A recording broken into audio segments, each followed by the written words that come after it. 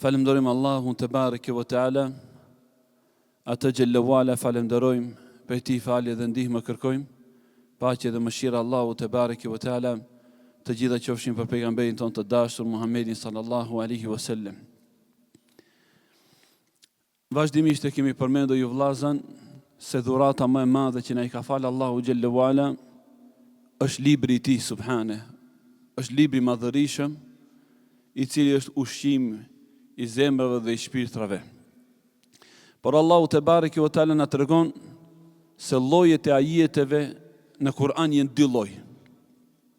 Thot Allahu xhallahu ala në ajetet që u lexuan në rekatin e parë, huwa alladhi anzala alayka alkitaba minhu ayatun muhkamatun hunna ummul kitabi. Është ai Allahu i cili e zbriti librin e tij. Për e tyre ka ajetet të cilat jenë të qarta, s'ka pikë dyshimi në ta, dhe ato jenë esenca e librit. Wa ukharu mutashabihat, por ka një pjesë të ajeteve kuranore të cilat jenë të paqarta. Wa ukharu mutashabihat, fa amma alladhina fi qulubihim zayg, fayattabi'una ma tashabaha minhu ibtigha' al-fitna. Ato të cilat kanë dyshime në zemrat e tyre, ai grupi njerëzve të cilët nuk kanë bindje në Zot xhallahu ala, çdo herë mundohen të studiojnë ajetet të cilat ka dyshime apo nuk ka qartësi në ata. Kurse ata të cilëve Allahu xhallahu ala ju ka dhënë dije dhe iman, qalu amanna kullu min indi rabbina, ata thonë ne i besuam, të gjitha jenë prej Allahu subhanahu wa taala. Pra Allahu xhallahu ala po na tregon se një njeri i cili e don të vërtetën e ju vllazën fokusohet tek ajetet e qarta. Parasysh se ata janë baza e librit të Allahut. Kurse ata të cilët dëshirojnë vetëm se muhabete dhe debate fokusohen tek ajetet e paqarta. E që esenca e ajeteve të paqarta duhet të kthehet tek ajetet e qarta. Çka do thotë kjo? O ju vllazën, në qoftë se ne va tregojmë njerëzve historinë e banorëve të shpellës që i ka treguar Allahu xhallahu ala që quhet surja e Kehf. Shumica e atyre njerëzve të cilët nuk dëshirojnë të marrin mësime prej ngjarjeve të surës Kehf fokusohen tek djelmoshat e surës Kehf. Si kanë pas emrat ata? Po të kishte qenë rëndësishme po të kishin qenë të rëndësishme emrat e tyre, Allahu xhallahu ala do na ishte treguar në Kur'an. Allahu te bareke ve teala dëshiron të na tregon diçka shumë më të madhe se ajo vëllazën. Ajo është se si një grup djelmoshash të ri për ta shpëtuar fen e tyre dhe besimin e tyre kanë jetuar në shpellë derisa atje jetuan më shumë se me qindra vite. O ju vëllazën, një pjesë e njerëzve fokusohet tek emrat e vëllazëve të Jusufit alayhis salam.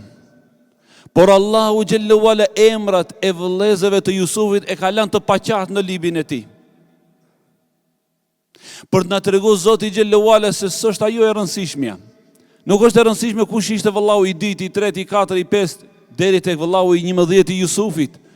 Por e rëndësishme është ngjarja e këtij pejgamberi të Allahut, se si ai e mbrojti fenë e tij në momentet kur gruaja e mbretit me gjithë bukuri dhe stolit e saj i tha hej telek afroju, a i tha më rujtë Zoti mos ja rabi.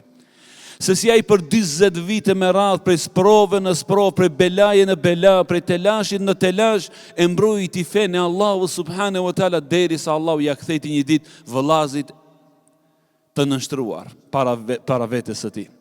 O ju vëllazën, një pjesë e madhe bile dhe grupacioneve të devijuara islame fokusohen tek forma e emrave dhe cilësive të Allahut azza wa jall, pa jo është e paqartë për ne.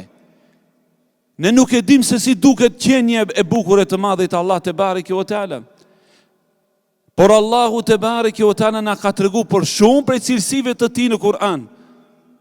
Por nuk e dim formën e cilësive të atij xhallahu ala është e paqartë për ne. Andaj e jona është ashtu si shtan besimtarët, warrasikhuna fil ilmi yaquluna amanna bihi kullum min indi rabbina. Ata të cilët janë të thelluar në dije dhe në iman, ata thonë besuam. Të gjitha janë prej Allahut azza wa jall. A keni pa ju vëllezër e mi kur Rabbul Alamin në Kur'an thot Ar-Rahmanu 'ala al-'arshi istawa, mëshiruesi qëndron mbi arshin e tij bujar. Vin grupacionet e devijuara islame dhe thon po si ka qëndru, po pse ka qëndru, po si ka mundsi. Më fal. Po të kishte qenë një detaj që duhet ta dim, do të na kishte treguar Allahu xhallahu. E jona është të besojmë atë që na ka ardhur pe Allahu dhe pejgamberi sallallahu alaihi wasallam. Andaj vllazën, akidja dhe besimi i ehli sunetit thot, ne e besojmë për Allahun atë që na i ka treguar Allahu për veten e tij dhe ne e pohojmë për Allahun atë që e ka pohuar Allahu dhe pejgamberi i tij për veten e tij subhanahu wa taala. Dhe ne e mohojmë për Allahun atë që e ka mohuar Allahu dhe pejgamberi i tij për qenin e Zotit xhallahu ala. Siç kemi thënë, ne e mohojmë që Allahun e ka plon kotja, se Allahu thot në Kur'an Allahu nuk e ka plon kotja. Ne e mohojmë për Allahun që Allahu xhallahu ala mund të harron, për arsye se Allahu thot në Kur'an inna rabbi la yudillu wa la yansa, Zoti im as nuk harron, as nuk devijon, subhanahu wa taala.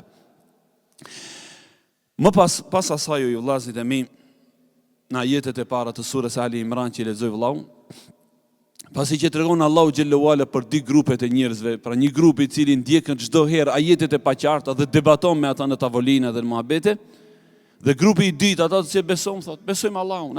Ora a e ka përmend Allahu në Kur'an, e besoj. A ka ardhur në hadithin e pejgamberit sallallahu alaihi wasallam kjo fjalë, vallahi e besoj. Por pas asaj Allahu xhallahu ala thot, qalu rabbana la tuzigh qulubana ba'da idh hadaytana. Ata të cilët Allahu ju ka dhënë dije, atyre të cilëve Allahu ju ka dhënë dije, lutja e tyre është, o Zot, mos na i devijo zemrat pasi që ne udhëzove.